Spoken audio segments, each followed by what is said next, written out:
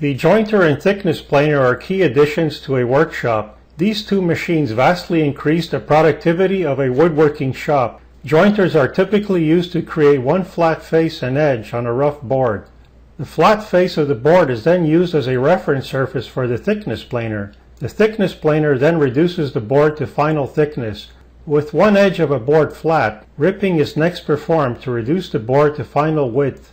The direction of feed opposes the direction of the cutter head to keep the cutter head from grabbing the board and ejecting it from the outfeed side. A safety guard covers the cutter head on a jointer. Shown is a typical small jointer. The capacity of this model is 6 inches. That is, it can handle boards up to 6 inches in width. Boards are fed from right to left. The fence is square to the jointer surface. Push blocks are always used when pushing boards over the cutter head.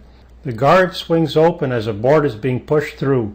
Hand wheels or levers adjust the height of both the infeed and the outfeed table. The jointer shown here is a larger model. This jointer has a capacity of over 9 inches. The jointer table is therefore wider with a larger cutter head. Larger jointers such as this remove the need to rip a wide board down to a smaller width, which is often done to accommodate a smaller jointer.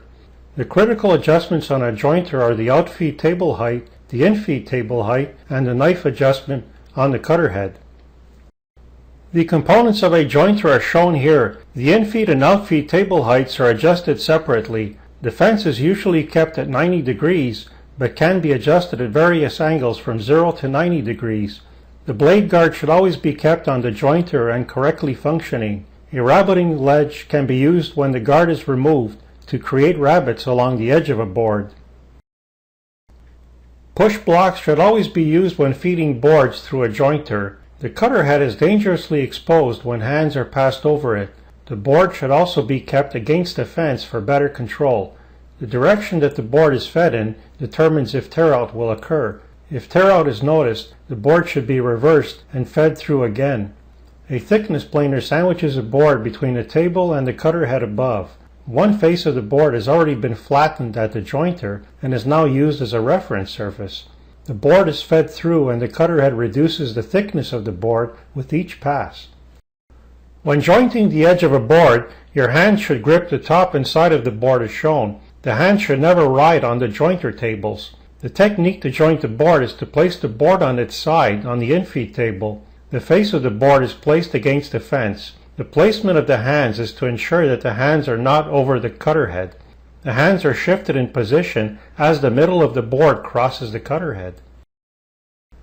When jointing the face of a board, adjust the fence so there is no cutter head exposed. Use push blocks to grip the board as it is being pushed through the knives. The edge of the board is also pressed against the fence to maintain control. The face of the board, which needs to be flattened, is placed down on the jointer infeed table. The outfeed table height adjustment is somewhat critical to avoid snipe at the end of the board. Snipe is caused by misadjusted cutter head knives relative to the outfeed table or by tilting the board into the cutter head.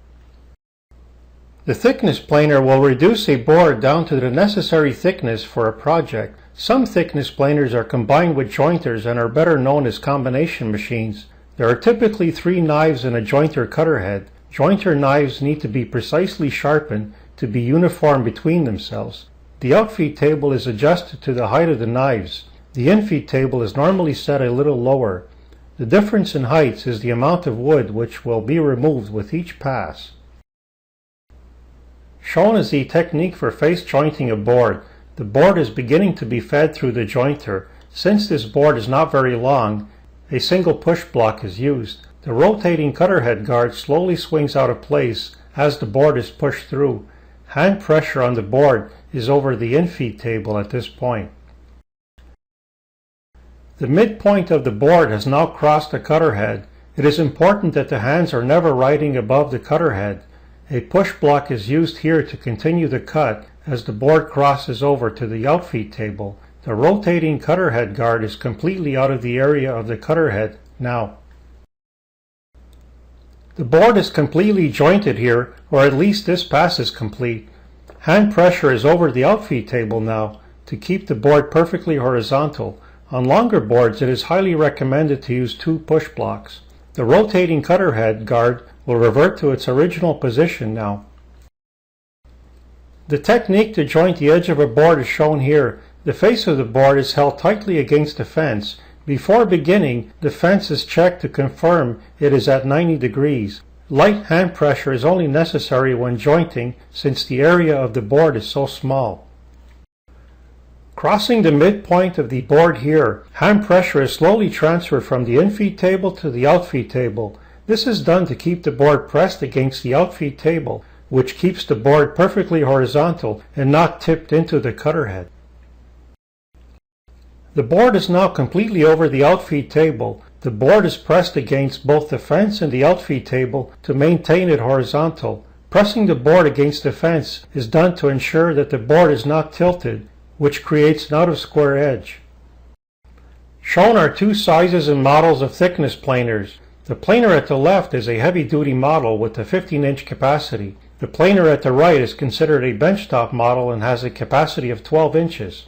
The other major difference between the 2 thickness planers is the drive. The larger one is powered by a quieter induction motor, whereas the benchtop model is powered by a loud universal motor. Hearing protection is highly recommended when using either of these machines. The mechanism of a thickness planer is shown here. It can be seen that the workpiece travels between a set of table rollers and the rollers and cutter head above.